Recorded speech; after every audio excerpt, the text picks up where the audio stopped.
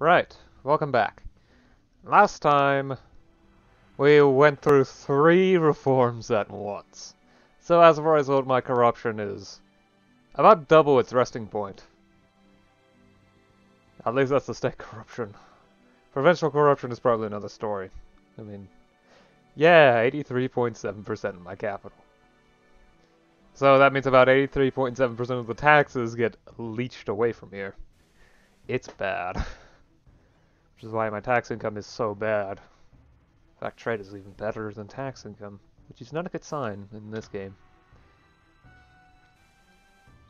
So I'm gonna leave off of reforming for the time being. Instead, I'll focus on getting admin points for block books, so that I can get the trade ideas, and then, yeah, that's why I'm saving up Diplo points in order to get trade ideas all the way finished, because I need that in order to reform commerce rights.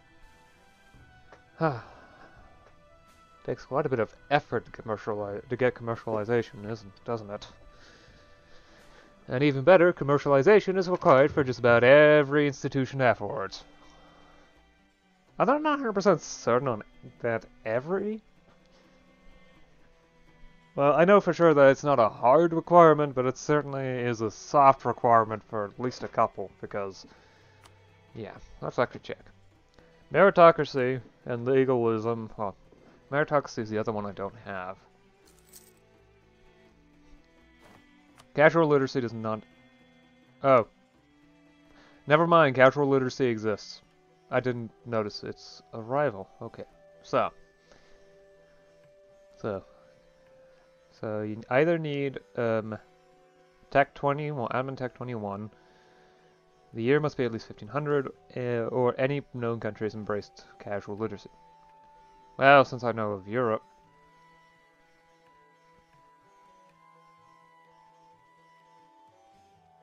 Adventure not discovered yet. Has no one reached this yet?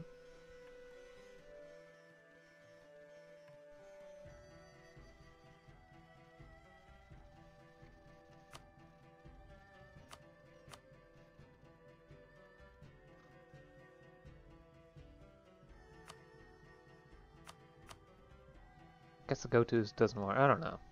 Anyway, casual literacy. So yeah, the province needs commercialization present. Da-ding. Knowledge production of at least 2, and a higher learning industry. Oh, the province itself. Well, in order to spread, the province also happens to need commercialization and legalism. So, if casual literacy is a requirement, then commercialization is a requirement. Colombian imports. Doesn't need spread for... It doesn't need commercialization for spread, but for invention, yes. Scientific methods. Requires casual literacy, either, to even spread. So, take that off. To spread, legalism and commercialism for global trade. Academia.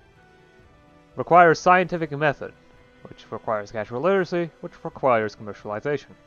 Nationalism. Requires legalism and casual literacy. Casual literacy, commercialization. Industrialization. It needs scientific method and commercialization anyway, although I don't know why they have that there. Possibly? Yeah, okay. So that's actually redundant. Anyway, let's get a new states, well, a new diplomatic advisor. Well, I've already got a bureaucrat and a noble, so let's get a trader from the Plutocratic faction. The Metropolitan faction, actually. I think that's what they're called. In order to make sure that they have representation on the council. Because, well, factions like it when you have that. I guess. I don't know if it really affects relations with the state. It might. I would have to look.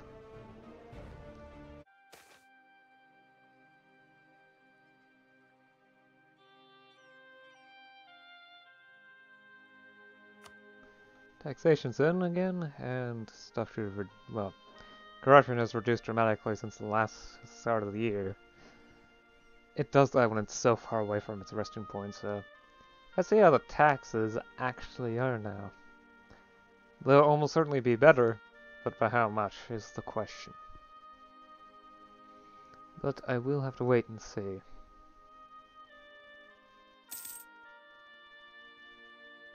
Huh, I wasn't expecting to actually earn any money. Huh, nice. I wonder, is state reach actually increasing? Because I noticed that...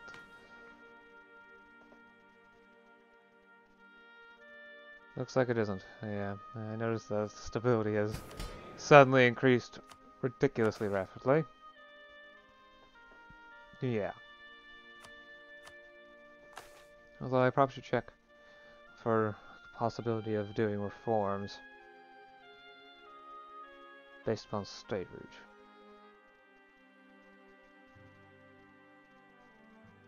Although I'm not going to actually do any of this stuff. It's a terrible idea.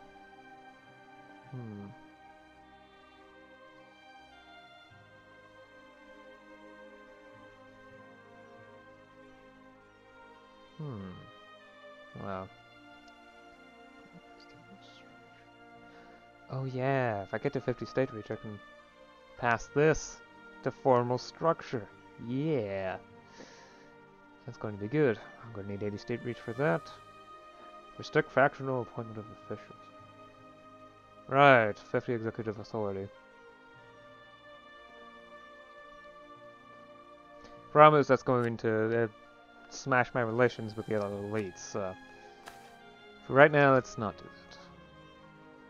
So, the clans won't like this, but, well... Clan relations have basically stabilized to what they are now. More or less. Still don't quite have the executive authority for that, but, well... As soon as my current ruler dies and gets replaced... I mean, he's currently drilling over here, so... As soon as he dies and gets replaced, I'll have the capability of freeing the peasantry, which will increase rural production by 10%. And rural production is honestly a very large portion of my economy. I mean, it should be. Most countries were agrarian up until the Industrial Revolution. So while a 10% increase does not mean a 10% increase in my economic output, it's going to be more than 5%, which is a lot.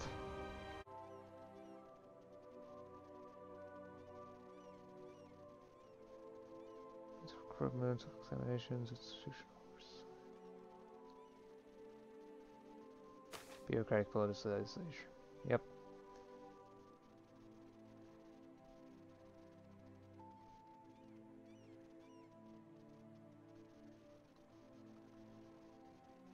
Spoil system sounds nice. Maybe I should actually do that.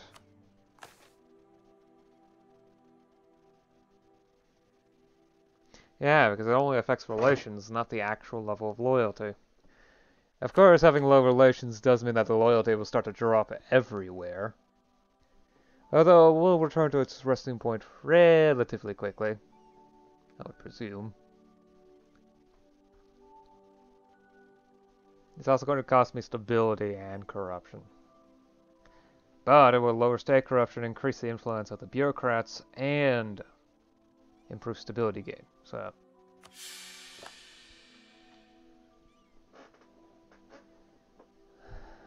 but for now, I need to stop reforming so rapidly. It's really bad for corruption.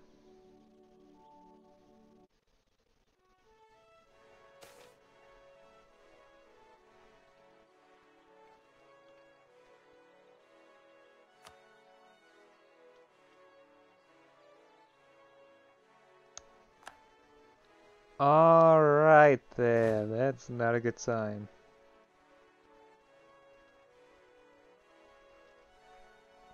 Okay, let's compare. So I do know one thing. If there's one thing I do know, it's that all unit types cost the same. Oddly enough, that's the case. Not sure if that's an oversight, something unfinished, etc.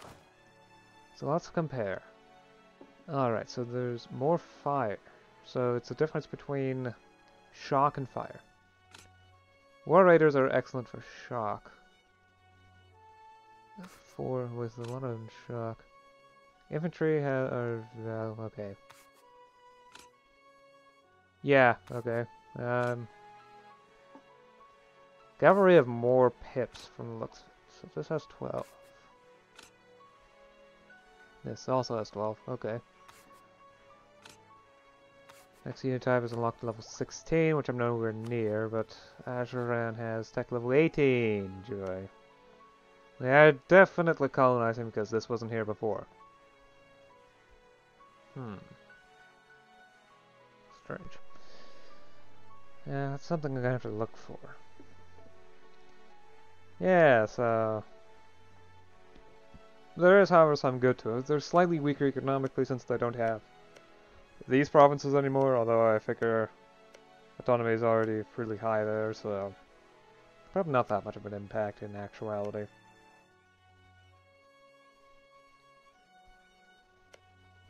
Oh yeah, there was a war here.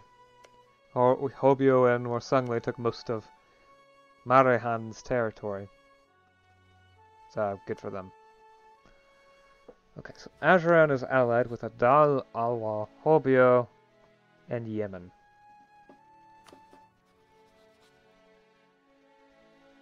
Hobyo is not a threat. They've got less troops than me. And while they do have better tech, at 2-to-1 odds approximately, it's not that much of a worry. Alwa, similar, but they've got even better tech. Yemen, okay. So, it's also Adal. Yeah, okay, I don't need to worry about them. 1k troops. Yemen. Jeez. And 20 ships. Of course, it's assuming that they want to help, because you have to remember distance. Plus, they aren't that... they don't care much about me, so... It's entirely possible that Ajuran will attack without anything extra. Then I may be able to use the exact same tactics as I've used before. And hopefully, potentially also, get them to fall into that little trap that is Pembe Kasawani. Although now I've got Pate and Malindi on my side, so it's gonna be even more difficult for me to trap them. But I'm going to need another hull because I want to have 8k troops. Thankfully, Zanzibar built in like 82, so...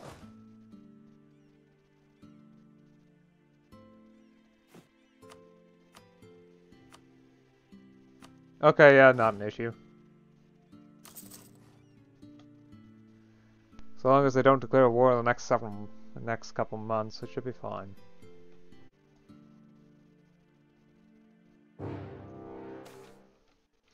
Well, there it is. Medium looting.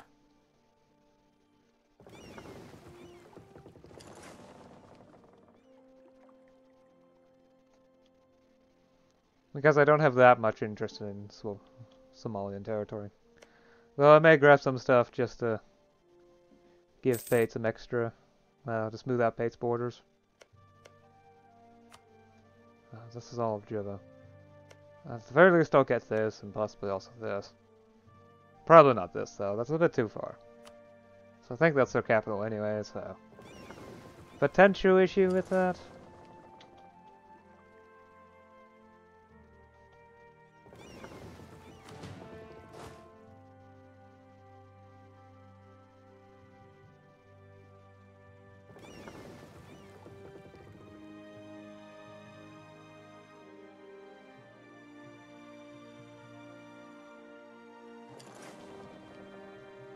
However, let's actually stop it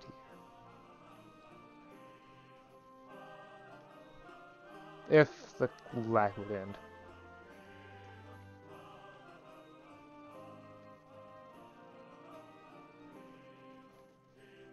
I should probably also, yeah, I think some stuff expires too, like the loyalty stuff. Jeez, this is almost as bad as the January one. There we go. Let me just quickly check.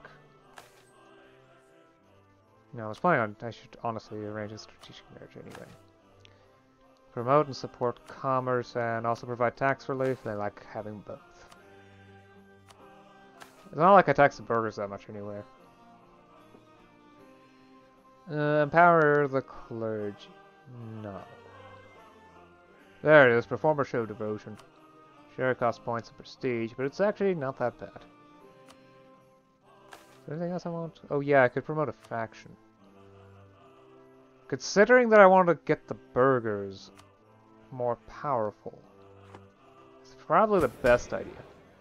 I can do bureaucratic reforms later, especially since I have recently increased the amount of influence that the bureaucrats have base anyway from the state reach effect.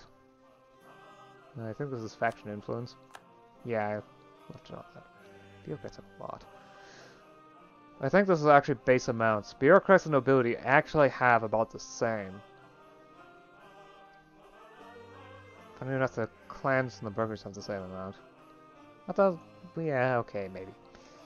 It is a bit surprising. So among other things, I've got the Factional Reforms one. Where is that, actually? There it is, Bureaucratic Politicization. So I've cut in half the effects, which increases bureaucratic influence by 25% of the base amount. However, since it was already minus 50% of the base amount, that means a 50% in the current actual amount. 50% increase. Also reduce state corruption and improve stability gain. Yeah. It's actually quite good. I actually plan on only going to the second level if I don't have to. Because the second level gives well, it does increase influence by 15% of the base amount and lower corruption by 0.5. And it also improves stability. Level 3 has no effect, which means I could trade stability gain for better corruption and bureaucratic influence. But do I really need that? No, stability is too useful. Stability gain helps keep me at 0. I actually plan on staying 0 because reforming during stability is honestly better for your stability. Surprising, isn't it? Right, okay.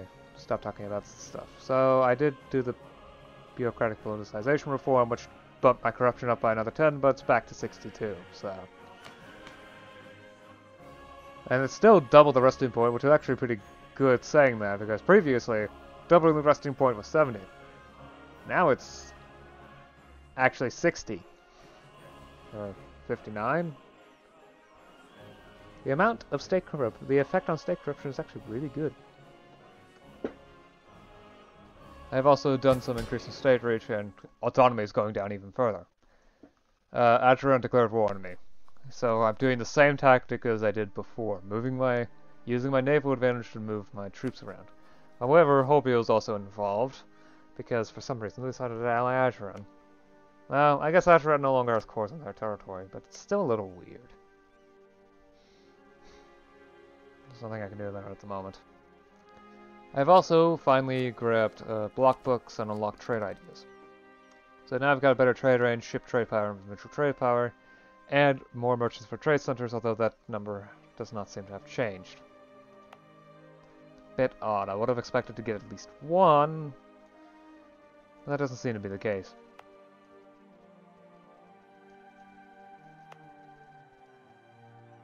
Yeah, based upon the fact that I have 2 major trade centers that provide plus 1.5 each, so plus 3. Add 50% to that is already 1.5. Oh well. Maybe the idea doesn't work? I don't know. It might just need its time. Anyway, world events. Golden Horde's back. That seems to be about the main thing. And France annexed Flanders. And some of modern Netherlands and...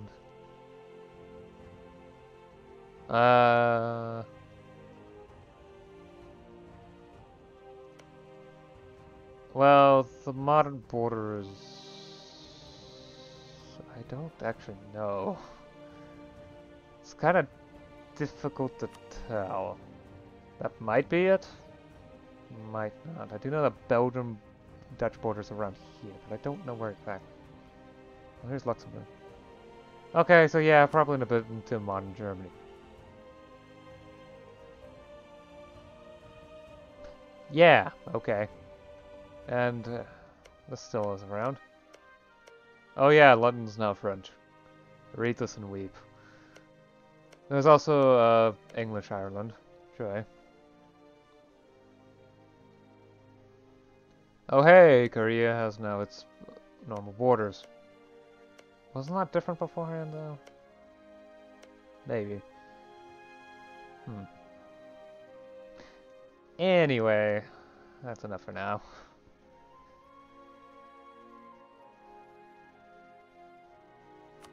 I'll see you again next time. Until then, bye.